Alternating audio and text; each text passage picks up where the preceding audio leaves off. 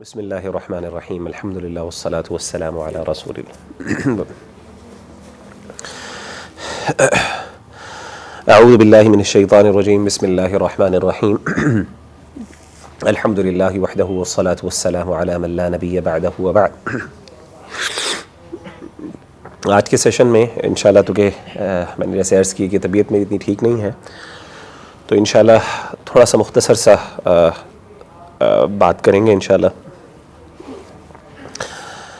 دیکھیں، جس طریقے سے انسان کا جسم تھکتا ہے اور انسان کے اعصاب جو ہیں وہ انسان کے بھاری ہو جاتے ہیں اور انسان اس کی وجہ سے ذہنی طور پہ جسمانی طور پہ تھک جاتا ہے، بالکل اسی طریقے سے انسان کا دل بھی تھک جاتا ہے. انسان کا دل بھی بوجھل ہو جاتا ہے، دل بھی پریشانیوں کے اندر گر جاتا ہے. اور دل بوجھل کیوں ہوتا ہے، دل کے اوپر پریشانیاں کیوں آتی ہیں، یا دل کب تھکتا ہے؟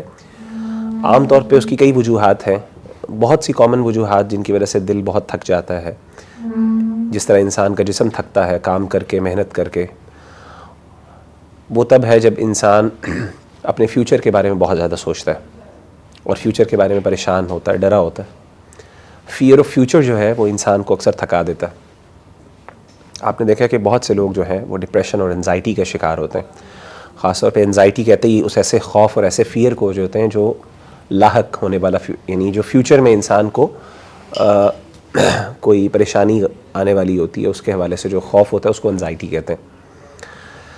اسی طریقے سے بعض اوقات انسان کو اس وجہ سے بھی انسان کا دل تھک جاتا ہے، یا انسان کا دل اس لیے بھی پریشان ہو جاتا ہے کہ انسان جو اللہ نے اس کو دیا ہوتا ہے اس میں وہ مطمئن نہیں ہوتا. بہت سی وجوہات ہو سکتی ہیں، بعض اوقات جینون ریزن ہوتی ہے اور بعض اوقات جینون ریزن نہیں ہوتی. بعض اوقات ویسے ہی انسان جو ہے وہ آپ کو پتہ ہے مال زیادہ اس کو چاہیے ہوتا ہے تو وہ مطمئن نہیں ہوتا، سیشیشن نہیں ملتی انسان کو.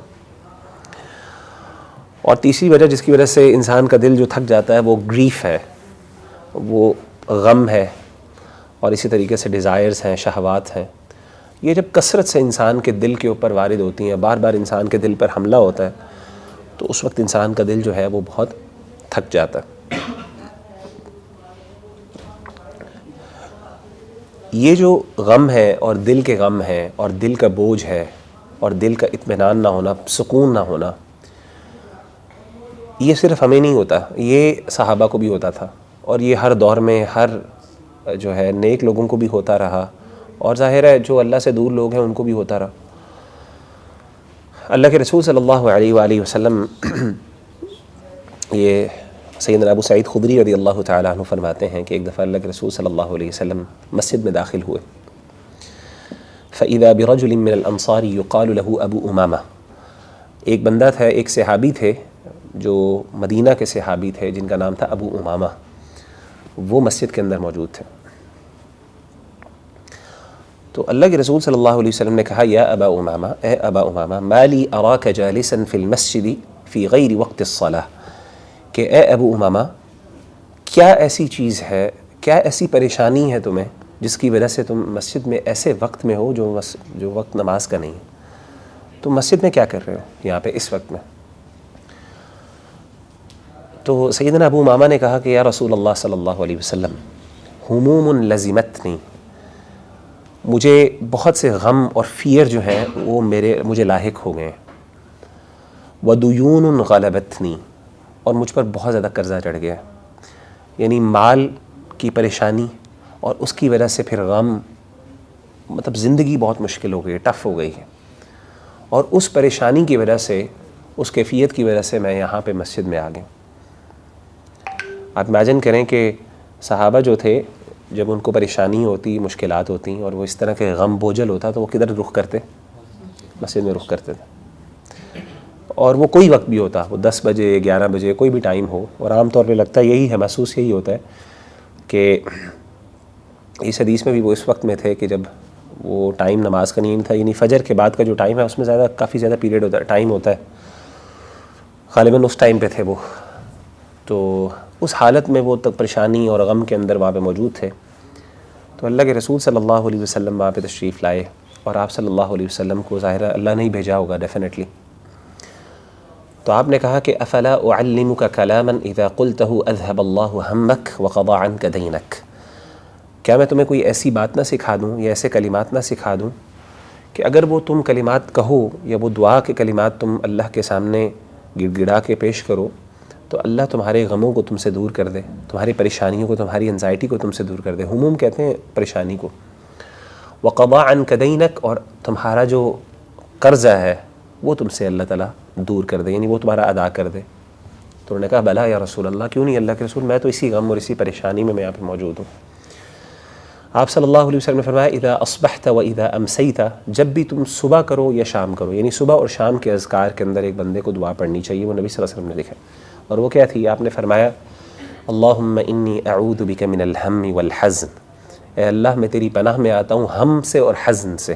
ہم کہتے ہیں انزائٹی سے، اور حزن کہتے ہیں غم یعنی گریف سے۔ وَأَعُوذُ بِكَ مِنَ الْعَجْزِ وَالْكَسْلِ، اور اللہ میں تیری پناہ میں آتا ہوں عاجزی سے، والکسل اور لیزینس سے، یعنی کاہلی سے اور سستی سے۔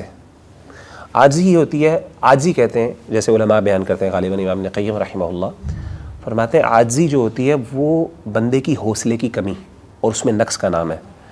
ہمت نہیں ہے انسان کے اندر، جذب یعنی مطلب انسان کو جسمانی قوت ہے، طاقت ہے، لیکن نا وہ ایک چاہت، وہ پیشن اور وہ جو انرجی ہے نا جو آپ کو چاہیے کوئی کام کرنے کے لیے، کوئی اپنا گول اچیو کرنے کے لیے، وہ نہیں ہے آپ کے اندر، تو عجز اسے کہتے ہیں۔ والکسل، کسل کہتے ہیں کاہلی یا سستی کو۔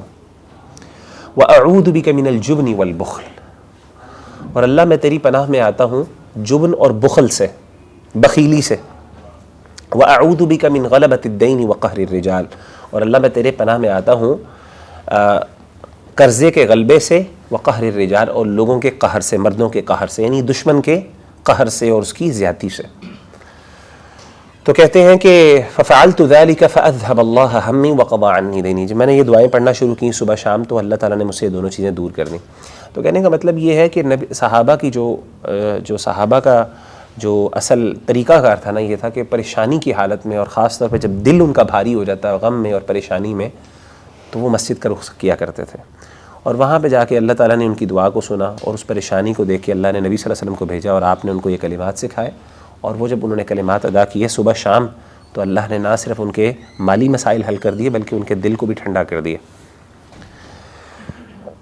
دیکھیں ہمارے جو اسلاف ہیں، جیسے میں نے آپ کو صحابی کی مثال دی، نبی صلی اللہ علیہ وسلم کی مثال تو اس سے بھی بہت اعلیٰ تھی۔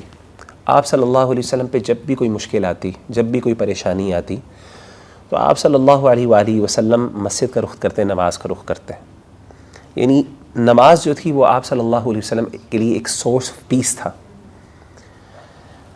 حضرت حذیفہ بن یمان کہتے ہیں، اور یہ تفسیر ابن کثیر میں امام ابن کثیر رحمہ اللہ تعالیٰ نے ذکر کیا، آپ نے فرمایا کہ آپ صلی اللہ علیہ وآلہ رجعت الی النبی صلی اللہ علیہ وسلم لیلۃ الاحزاب، جو احزاب کا دن تھا نا، یہ احزاب کی رات تھی، یعنی جنگ احزاب کی جو رات تھی، جس رات مسلمانوں کے اوپر بہت بڑی آزمائش آئی تھی۔ آپ کو پتہ ہے جنگ احزاب جو تھی اس کے اندر مسلمانوں کی جو کنڈیشن تھی وہ ان لائک یعنی دوسری کنڈیشن سے بہت مختلف تھی۔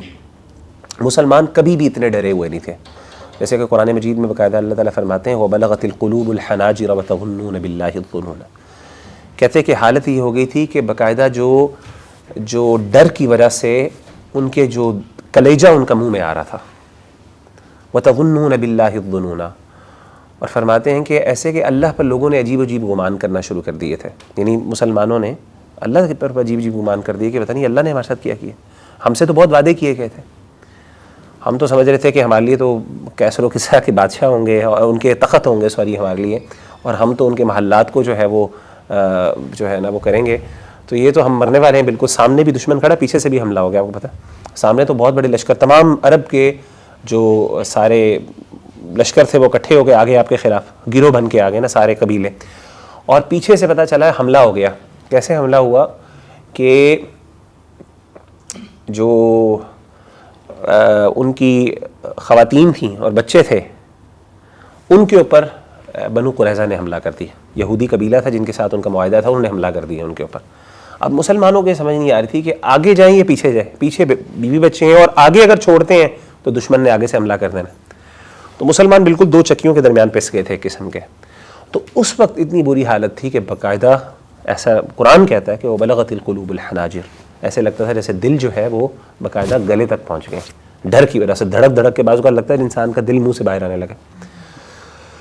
تو آپ نے فرمایا کہ حضرت حذیفہ بن یمان کہتے ہیں کہ رجعت الی النبی صلی اللہ علیہ وسلم لیلۃ الاحزاب، میں اللہ کے رسول صلی اللہ علیہ وسلم کو احزاب کی رات کو میں آپ کے پاس آیا، پہنچا، آپ کی طرف لوٹا، وہو مشتمل فی شملۃ، آپ نے اپنے آپ کو ایک چادر کے اندر لپیٹا ہوا تھا، ٹھنڈ تھی بہت زیادہ، تو رات کو آپ نے اپنے آپ کو ٹھنڈی سردی کے اندر لپیٹا ہوا تھا چادر میں، اور آپ کیا کر رہے تھے؟ یصلی، آپ نماز پڑھ رہے تھے۔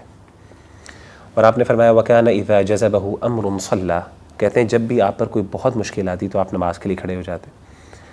آپ امیجن کریں کہ جنگ ہے، سامنے دشمن ہے، پیچھے حملہ ہو چکا ہے، اس وقت بندہ کیا کرتا ہے؟ مطلب بندہ لیسٹ اس ٹائم یہ سوچے گا کہ میں جا کے نماز پڑھوں، ایسا ہے کہ نہیں ہے؟ شریعت بھی رخصت دے دیتی ہے کہ ایسے حالات کے اندر آپ جو ہے وہ نماز کو آگے پیچھے بھی کیا جا سکتا ہے، یعنی تھوڑا سا ڈیلے کیا جا سکتا ہے، لیکن اللہ کے رسول صلی اللہ علیہ وسلم نے ہمیں لیسن یہ دیا کہ اس وقت کے بھی، اس حالت میں، اس کنڈیشن کے اندر بھی آپ صلی اللہ، کیونکہ اصل میں وہی وقت تھا جب آپ کو سب سے زیادہ نماز کی ضرورت تھی۔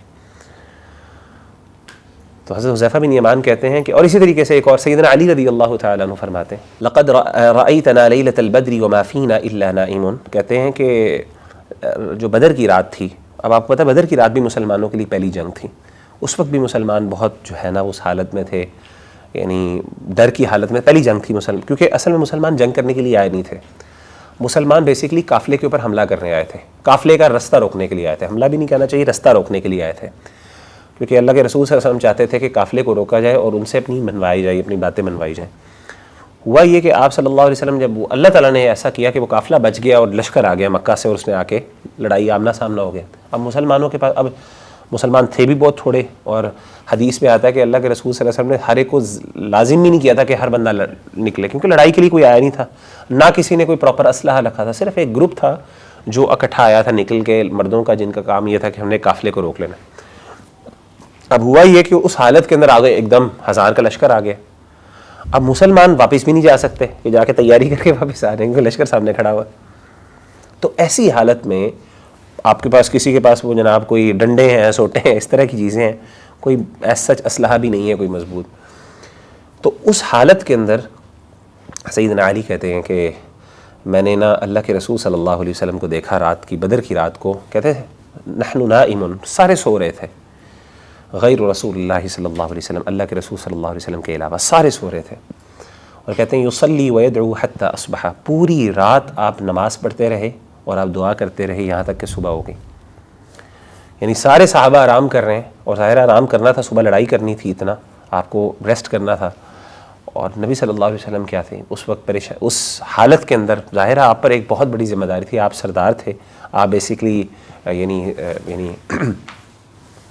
اس پورے مسلمانوں کے اس ٹائم جو لشکر تھا اس کے آپ سربراہ تھے، تو آپ اس حالت کے اندر آپ کی جو ہے نا وہ یعنی پوری رات جو ہے دعاؤں کے اندر اور نماز کے اندر گزر گئی۔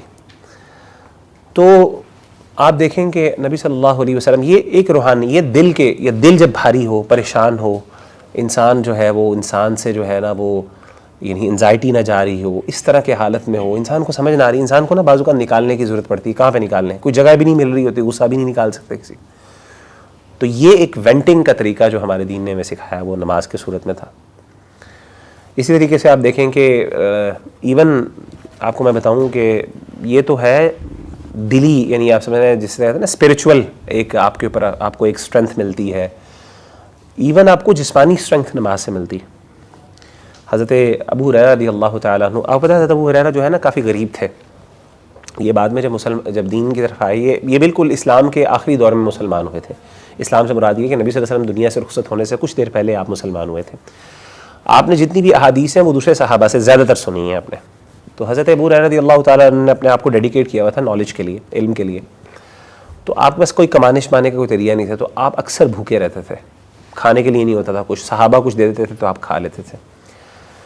تو حضرت ابو ہریرہ رضی اللہ تعالیٰ عنہ کے بارے میں آتا ہے کہ انہ مر بابی ہریرہ وہو منبطح علی بطنہ، کہ اللہ کے رسول صلی اللہ علیہ وسلم سیدنا ابو ہریرہ رضی اللہ تعالیٰ عنہ کے پاس سے گزرے تو آپ پیٹ کے بل لیٹے ہوئے تھے، پیٹ کے بل الٹے لیٹے ہوئے تھے، تو آپ نے دیکھا اور آپ نے کہا اشکم درد، کیا تمہیں درد ہو رہی ہے؟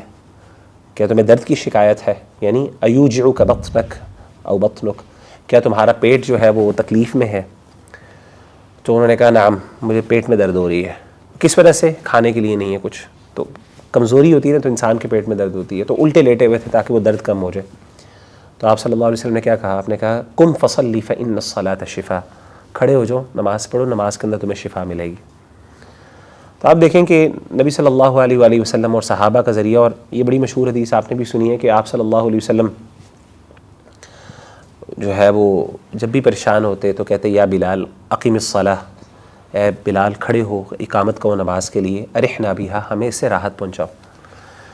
تو بیسکلی ہم نماز کو جو ہے وہ، ہم نماز کو سمجھتے ہیں کہ ایک جو ہے نا، ہم نماز کو ایک برڈن سمجھتے ہیں، حالانکہ اگر آپ یہ ساری احادیث دیکھیں اور یہ ساری جو میں آپ کے سامنے چیزیں بیان کر رہا ہوں، اس سے پتہ چل رہا ہے کہ نماز ہمیں راحت پہنچانے کا ذریعہ ہے۔ بیسکلی برڈن کو دور کرنے کے لیے نماز پڑھی جاتی ہے، ہمارے لیے نماز الٹا ہے۔ آپ مجھے خود بتائیں کہ نماز کتنا مشکل ہے پڑھنا ہمارے لیے، فجر کی، ظہر، عصر کی نماز پڑھنی ہو تو کتنا مشکل لگتا ہے ہمیں، وہ ہمارے اوپر بہت بڑا بوجھ ہے۔ تو ایکچولی کچھ نہ کچھ جگہ ہے جہاں پہ کچھ نہ کچھ وہ پوائنٹ ہے جو ہم مس کر رہے ہیں، جس کی وجہ سے نماز ہمیں وہ فائدہ نہیں دے رہی جو نبی صلی اللہ علیہ وسلم کو دیتی تھی۔ یعنی آپ نماز میں کھڑے ہوتے تھے، آپ کے مسئلے حل ہو جاتے تھے، آپ کی دردیں دور ہو جاتی تھیں، آپ کی دل ہلکا ہو جاتا تھا، تھکاوٹ دور ہو جاتی تھی۔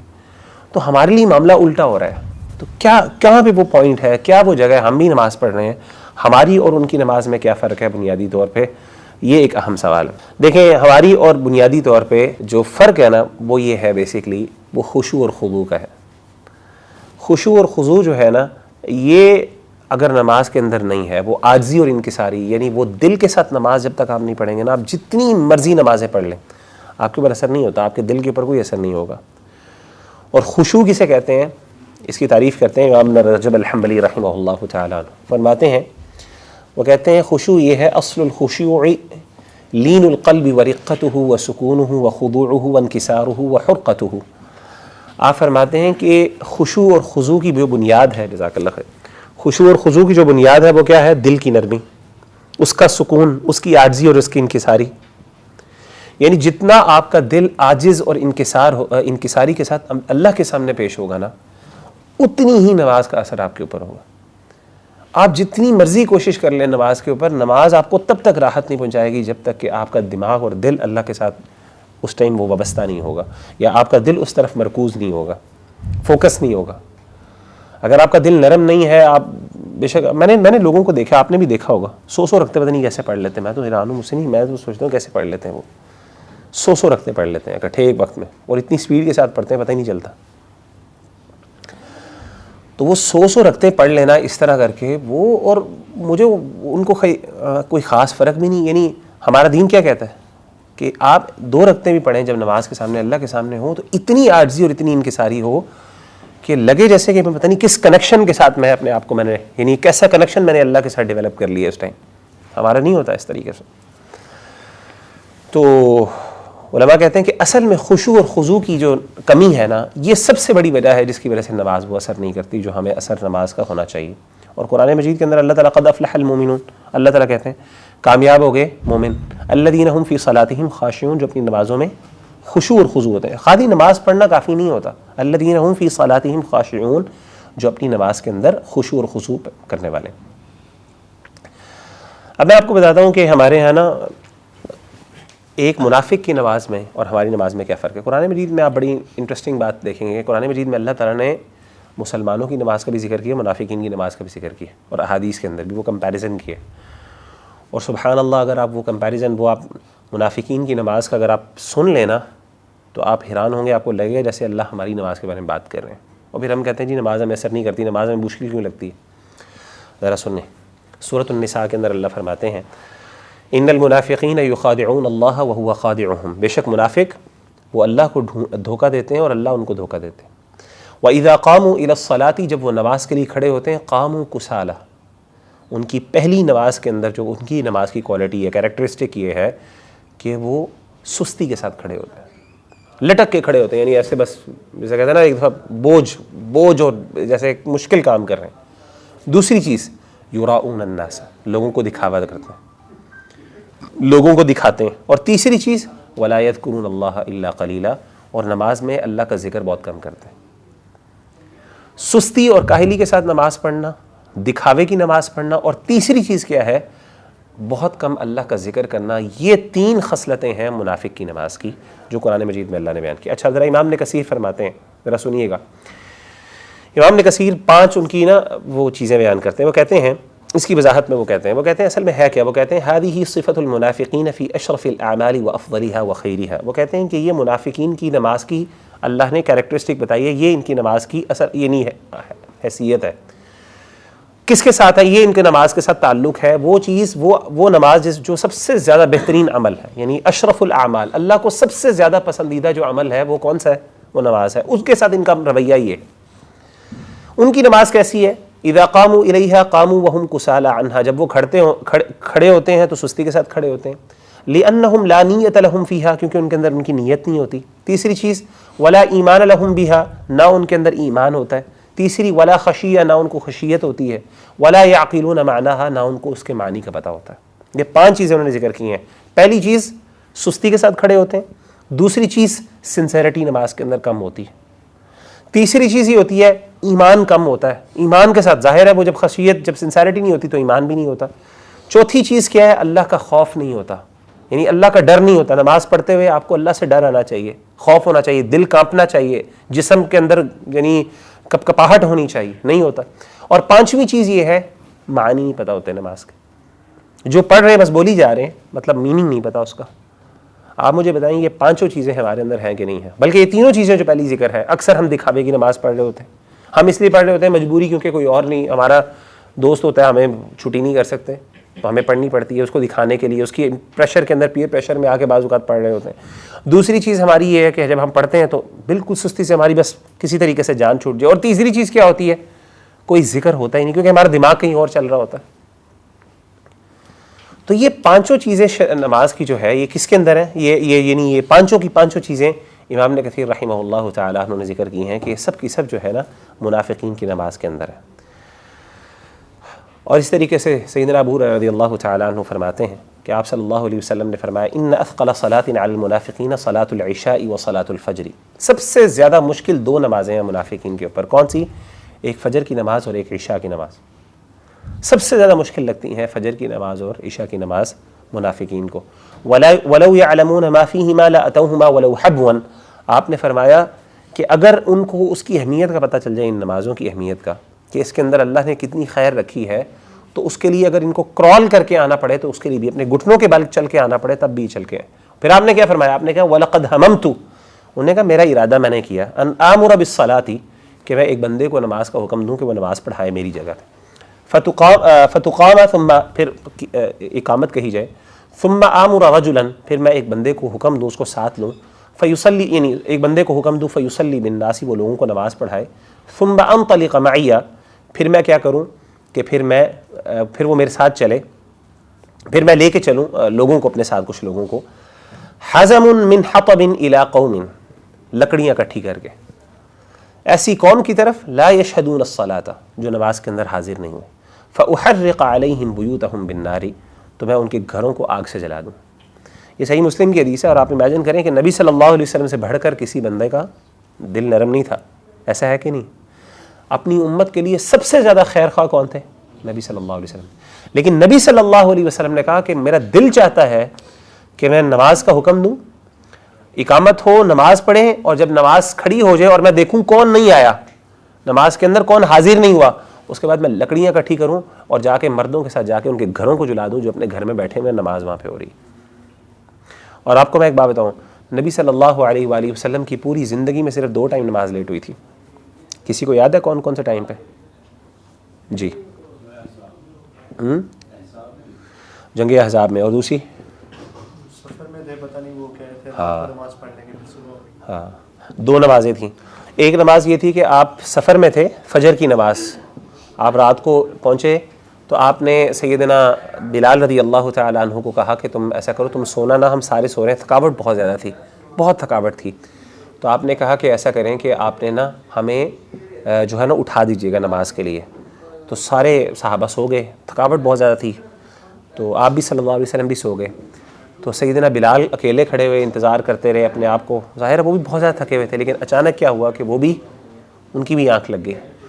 تو نبی صلی اللہ علیہ وسلم کی سب سے پہلے آنکھ کھلی جب سورج کی کرنیں آپ کے چہرے پہ پڑیں، یعنی وہ گرمی آپ کو جب پڑی منہ پہ، ایک دم آپ پریشان ہو کے اٹھے اور آپ نے کہا یہ کیا ہوا ہے، نماز نکل گئی.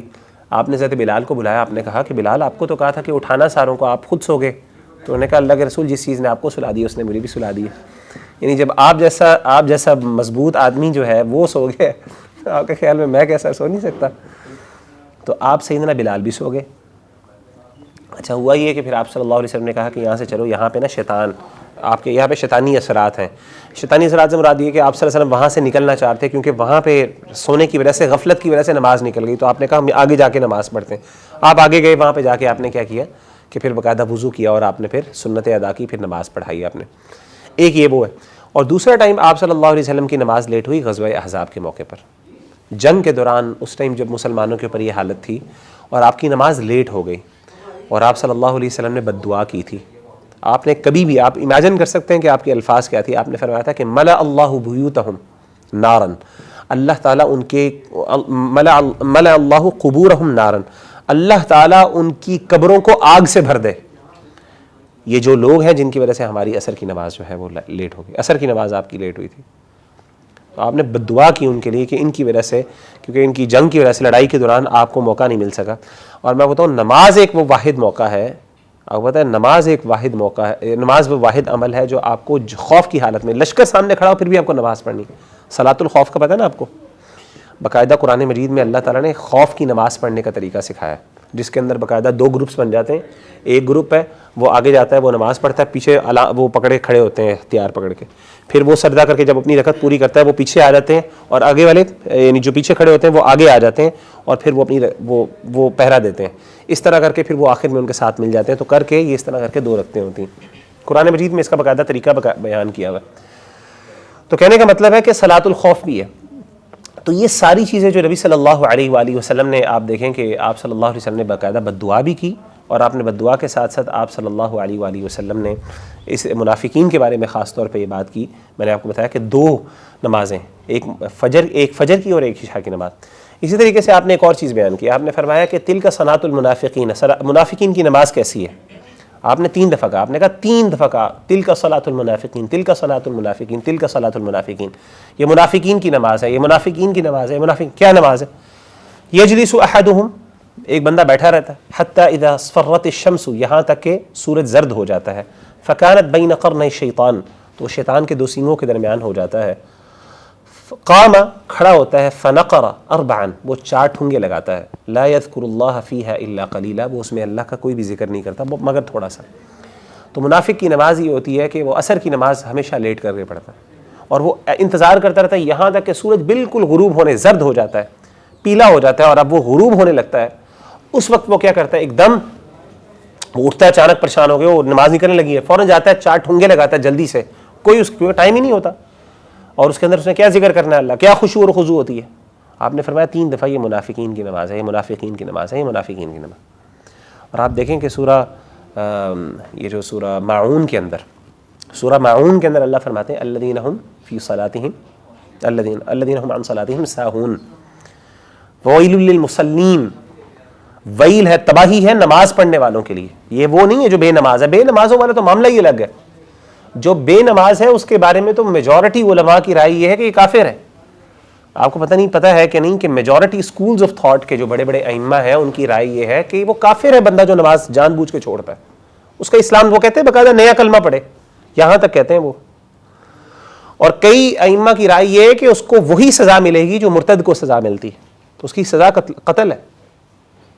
یعنی نماز چھوڑنا تو دور کی بات ہے، وہ ہے ہی تصور ہی تھا. یہ کن کے لیے ہے؟ المصلین، جو نماز پڑھنے والے. الذین هم عن صلاتہم، جو اپنی نماز کے بارے میں غفلت کا شکار. نماز آرام سے لیٹ ہو جاتی ہے، پتہ نہیں چلتا. پڑھتے ضرور ہیں لیکن لیٹ پڑھتے ہیں، اس حق سے نہیں پڑھتے جس طریقے سے ان کو پڑھنی چاہیے. امیجن کریں کہ ہمارا دین ہم سے کیا ایکسپیکٹیشن کر رہے ہیں اور ہم کہاں پہ کھڑے ہوئے. آرام سے نماز، ایسے ہمارے پاس لیٹ، کوئی ہمارے پاس کوئی اس کا جو ہے وہ نہ کوئی پریشانی، نہ کوئی وہ اللہ سے ڈر اور اللہ کا خوف. آپ صلی اللہ علیہ وآلہ وسلم نے فرمایا کہ جس بندے کی عصر کی نماز نکل جائے فقد وطغ اہلہ ومالہ. آپ نے فرمایا جس بندے کی عصر کی نماز ضائع ہو گئی نا، ایسا اس کا مال بھی سب تباہ ہو گیا اور اس کا اہل و عیال سب تباہ ہو گئے. ایسا ہے کہ جیسے امیجن کرے, اللہ نہ کرے, ایک بندہ اپنے گھر میں آیا, دیکھے میرا گھر تباہ ہو گیا, میری ساری سیونگز پراپرٹی سب کچھ ضائع ہو گئی اور میری پوری فیملی بھی ختم ہو گئی. اللہ کے رسول نے کہا جس کی عصر کی نماز جان بوجھ کے رہ گئی اس کی حالت یہ. تو ہم کس جگہ پہ کھڑے ہیں, ہم نے کہاں پہ جانا تھا اور کہاں تک پہنچے ہیں. سبحان اللہ, ہمیں تو اس کا ہمیں تو وہم و گمان بھی نہیں ہے. تو ہماری جو میں آپ کو بتاؤں وہ جو لیول ہے نا جہاں پہ نماز پھر آپ کو کمفرٹ دیتی ہے, نماز آپ کے لیے ایک سکون کا باعث بنتی ہے, وہ تو لیول ہی کوئی اور ہے سر. ہم تو اللہ معاف کرے بیر منیمم پہ بھی نہیں, ہم تو اس سے بھی نیچے کھڑے ہوئے ہیں. اللہ معاف کرے, آرام سے نماز نکل جاتی ہے اور ہمارے پاس ہزاروں جسٹیفیکیشنز ہوتی ہیں نماز کو ڈیلے کرنے کی. ہمارا ہر کام ٹائم پہ ہوتا ہے. میرے پاس ایک بھائی آیا, اس نے مجھے کہا کہ یار میں بہت کوشش کرتا ہوں مجھ سے نماز نہیں پڑھی جاتی فجر کی. میں نے کہا کبھی آج تک آپ کا ایگزام لیٹ ہوا ہے؟ آپ خود اپنے آپ سے پوچھ لیں. آپ میں سے جو بھائی کہتے ہیں نا کہ یار میں بڑی کوشش کرتا ہوں مجھ سے لیٹ ہو جاتی, کبھی آج تک آپ کا ایگزام لیٹ ہوا ہے؟ نہیں, آپ ایگزام میں ایگزیکٹ ٹائم پہ پہنچتے ہیں. ٹھیک ہے آپ تیاری اس کی صحیح نہیں کر پاتے, وہ ایک علیحدہ بات ہے, لیکن ایگزام ٹائم پہ آپ پہنچتے ہیں. وہاں پہ تو کوئی لیٹ نہیں ہوتا. آپ کی جاب آفس, آپ کا جاب کا انٹرویو ہو, وہاں پہ سارے کوئی بندہ لیٹ نہیں ہوتا. اسی طریقے سے اگر آپ کا باس سخت ہے اور وہ آپ کی سیلری کاٹتا ہے تو مجھے نہیں لگتا, بہت کم لوگ ایسے ہیں جو لیٹ ہوتے ہوں گے, سارے ٹائم پہ پہنچتے ہیں. ہر وہ بندہ بھی ٹائم پہ پہنچتا ہے جس کو یہ جو شکوہ کرتا ہے مجھ سے نماز. اصل میں بات پرائیورٹیز کی ہے, سیدھی سی بات ہے. جب آپ کو ٹینشن ہے نا نماز میری نہیں, یعنی جب آپ کو فرق پڑے گا کہ نماز گزر جانے سے آپ کو یعنی ایک آپ کو فیل ہوگا کہ میں نے بہت بڑا نقصان ہو گیا ہے, تب آپ کو نماز آپ کو اتنا مجبور کرے گی کہ آپ کی نماز نہیں رکے گی. اور میں بتاؤں نہ آپ کو الارم, اگر آپ واقعی نیت کے ساتھ نماز پڑھتے ہیں نا, آپ کو نہ الارم کی ضرورت ہے نہ کسی چیز کی ضرورت ہے. آپ کر کے دیکھ لیں. جو بندہ نماز پڑھنے والا ہے فجر کی نماز, میں اسے چیلنج کر کے کہتا ہوں آپ الارم بند کر دیں, اپنا الارم نہ کریں, آپ نماز کے لیے پھر بھی اٹھ جائیں گے. یہ اللہ تعالیٰ نے ایسا نظام بنایا, میں نے اپنا کر کے تجربہ, آپ کر کے دیکھ لیں. آپ کا الارم نہ بولے, اور اگر آپ کی عادت نہیں ہے نا, یا اگر آپ سے اٹھا نہیں جاتا تو آپ 10 الارم لگا لیں, 10 الارم لگا لیں 5-5 منٹ بعد, جس طرح الارم لگائے جاتے ہیں. چلیں جی اگر یہ نہ ہوا تو پھر 5 منٹ بعد, پھر 5 منٹ بعد آپ لگا لیں, 10 الارم لگا لیں, آپ نہیں اٹھ پائیں گے. اور نہیں اٹھتا, ایسا ہی ہوتا ہے. آپ روزانہ لگاتے ہوں گے, روزانہ نہیں اٹھ پاتے. تو بتانا میں یہ چاہ رہا ہوں کہ میں آپ کو بنیادی چیز ہے آج کے سیشن میں بنیادی چیز صرف یہ آپ کو کہوں گا کہ منافق کی نماز اور ہماری نماز میں فرق ہونا چاہیے. اور اللہ معاف کرے, اس ٹائم ہم نبی صلی اللہ علیہ وسلم کے دور میں منافقین نماز نہیں چھوڑتے تھے. میں آپ کو بتا دوں, نبی صلی اللہ علیہ وسلم کے دور میں منافقین نماز پڑھا کرتے تھے, لیکن ہوتے کیا تھے, لیٹ آتے تھے. اور صحابہ کہتے تھے جو نمازوں میں لیٹ آتے تھے ہماری نشانی ہوتی تھی, کچھ نشانیاں ہوتی تھی منافق کون ہے, کیونکہ اللہ کے رسول نے منافقین کا بتایا نہیں تھا, مسلمانوں کے درمیان تھے, پتہ تھا منافق ہے. کیا نشانیاں ہوتی تھیں؟ نماز میں لیٹ آنا. آپ نے حضرت عبداللہ بن ام مکتوم رضی اللہ تعالیٰ عنہ کی بات آپ نے بڑی مشہور سنی ہے, نبینا صحابی ہیں. اللہ کے رسول صلی اللہ علیہ وسلم کے پاس آئے, اللہ کے رسول سے کہا اللہ کے رسول رات کی نماز کی مجھے اجازت دے دیں, میں گھر میں پڑھ لیا کروں. نبینا آدمی میرے ساتھ کوئی ہوتا نہیں ہے, مجھے لے کے آئے مسجد میں. اور مسجد کے اندر آپ نے فرمایا کہ مسجد کے رستے میں, یعنی مسجد کے میرے اور گھر کے درمیان فاصلہ بھی زیادہ ہے, اور رستے میں ایسے موذی جانور بھی ہیں, نقصان دہ جانور بھی ہیں, سام شام بھی ہو سکتے ہیں, نقصان ہو سکتا ہے. میں اکیلا ہوتا ہوں, مجھے کوئی لانے والا نہیں ہے, مجھے اجازت دے دیں کہ میں اگر رات کی نماز گھر پڑھ لیا کروں. آپ نے کہا ٹھیک ہے, اجازت دے دی. تھوڑی دیر بعد آپ نے دوبارہ بلایا, کچھ دیر بعد وہ آپ جانے لگے, واپس آپ نے بلایا. آپ نے کہا مجھے یہ بتاؤ تمہیں آواز آتی ہے اذان کی؟ انہوں نے کہا جی مجھے اذان کی آواز آتی. میں نے کہا مسجد میں آنا پڑے گا. سبحان اللہ. میں یہ بس آپ سب بھائیوں کو, میں آپ کو بھی یہ نصیحت کرنا چاہ رہا ہوں. دیکھیں میں آپ کو بتاؤں, سب سے پہلا سوال قیامت کے دن نماز کا ہونا. یہ میں آپ کو بتا دوں کہ ایک بندے کے لیے یہ ٹکٹ ہے. اور آپ کو میں ایک اور بات بتا دوں, قبر کے اندر بھی اگر آپ چاہتے ہیں, بلکہ میں آپ کو ایک قسم کا لٹمس ٹیسٹ اپنے ذہن میں رکھ لیں. اگر آپ چاہتے ہیں کہ مجھے پتہ چل جائے کہ میں قبر کے اندر میری مطلب اللہ تعالیٰ میں بچ جاؤں گا کہ نہیں بچ جاؤں گا, تو آپ اپنے نماز کے ساتھ اس کو ذرا چیک کر سکتے ہیں. حدیث میں آتا ہے نبی صلی اللہ علیہ وسلم نے فرمایا کہ جب بندہ قبر کے اندر ہوگا نا اور فرشتے سوال کر رہے ہوں گے, تو ایک حدیث میں آتا ہے کہ باقاعدہ اس کو سورج غروب ہوتا دکھایا جائے گا. اس وقت جب فرشتہ اس سے کمیونیکیٹ کر رہا ہے, اس سے سوالات کر رہا ہے, سوالات کر لیے, ساتھ ہی اس کو جو ہے سورج غروب ہوتا دیکھے گا, وہ دکھایا جائے گا. جیسے ہی وہ دیکھے گا وہ کہے گا کہ دعنی دعنی، مجھے چھوڑ دو، میں نے نماز پڑھنی، میری نماز لیٹ ہو رہی ہے. امیجن کریں کہ آپ قبر کے اندر ہیں اور فرشتہ، اور وہ کتنا خوفناک فرشتہ، اس کی انشاءاللہ موقع ملا تو میں آپ کے ساتھ انشاءاللہ کسی وقت وہ قبر کے حوالات کے بارے میں بھی ذکر کروں گا کہ کس طریقے سے فرشتے ہوں گے اور کیا ان کے اندر وہ معاملہ ہوگا. تو جب وہ دیکھیں گے، آپ اس حالت کے اندر اپنے آپ کو امیجن کریں، بندہ اتنی ٹف کنڈیشن میں ہو اور اس وقت انسان کو نماز کی اتنی فکر ہو کہ انسان سب کچھ چھوڑے اور وہ پرواہ ہی نہ کرے کہ کون بندہ، میں کس کا، کون میرا انٹرویو کر رہا ہے، کون مجھ سے سوالات کر رہا ہے، اور وہ کہے مجھے چھوڑ دو، میں نماز پڑھنی ہے جا کے. اگر تو آپ کو دنیا کے اندر اتنی نماز کی فکر ہے نا کہ آپ کا کوئی بھی کام ہو رہا ہو، اچانک آپ کو پتا چلے کہ میری نماز لیٹ ہو رہی ہے، اور آپ کو آپ کے نزدیک سب سے امپورٹنٹ وہ چیز ہو جائے، آپ کا چاہے باس ہے، چاہے آپ کا کچھ بھی ہو، اگر آپ کو وہ چیز سیکنڈری ہو جاتی ہے اور اتنی امپورٹنٹ ہو سکتی ہے، اتنی امپورٹنٹ آپ کے لیے نماز ہو جاتی ہے کہ آپ کہتے ہیں میں جا کے نماز کو پہلے پڑھوں، تو ہاں آپ کہہ سکتے ہیں کہ انشاءاللہ جنت، یعنی قبر کے اندر بھی، کیونکہ دیکھیں آپ کا جو رویہ نماز کے ساتھ ادھر ہے نا، قبر کے اندر جا کے کوئی ایکسیپشنل رویہ نہیں ہونا. یہ نہ سمجھیں کہ میں وہاں پہ جا کے بالکل سیٹ ہو جاؤں گا، وہاں پہ میں بڑا نمازی بن جاؤں گا، یہاں پہ میں بالکل نمازی نہ پڑھوں، یہاں پہ مجھے سوالات آتے ہیں تو نہیں، جو ایگزیکٹلی آپ کا یہاں پہ معاملات ہیں دنیا، وہاں پہ بھی قبر کے اندر معاملات بھی ہیں.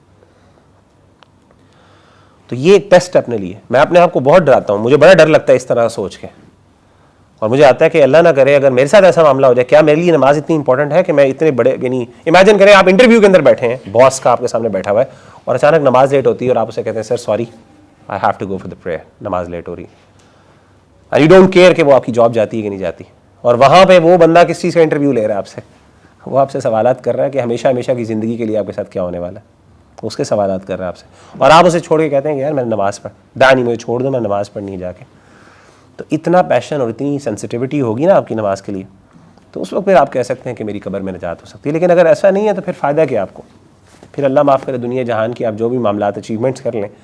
نبی صلی اللہ علیہ وسلم نے فرمایا تھا کہ سب سے پہلا سوال جو ہے، ہم سب کو پتہ ہے حدیث کا، قیامت کے دن نماز کا ہوگا. اگر نماز کا ٹھیک ہو گیا جواب تو بھائی ٹھیک ہے، اگر آپ وہاں سے بچ کے نکل گئے تو پھر آگے بھی ہے. لیکن اگر وہاں پہ پھنس گئے، پہلے سوال میں پھنس گئے، تو پھر آگے تو بہت مشکل ہے. بنیادی ذمہ داری اگر آپ نے نہیں جا، بنیادی آپ سے ایکسپیکٹیشن وہ آپ نے پوری نہیں کی، تو پھر اگلی کیا ایکسپیکٹیشن پوری کی. تو اللہ تعالی ہم سب کو عمل کرنے کی توفیق عطا فرمائے. سبحانک اللہم و بحمدک، اشہد ان لا الہ الا انت، استغفرک و اتوب الیک.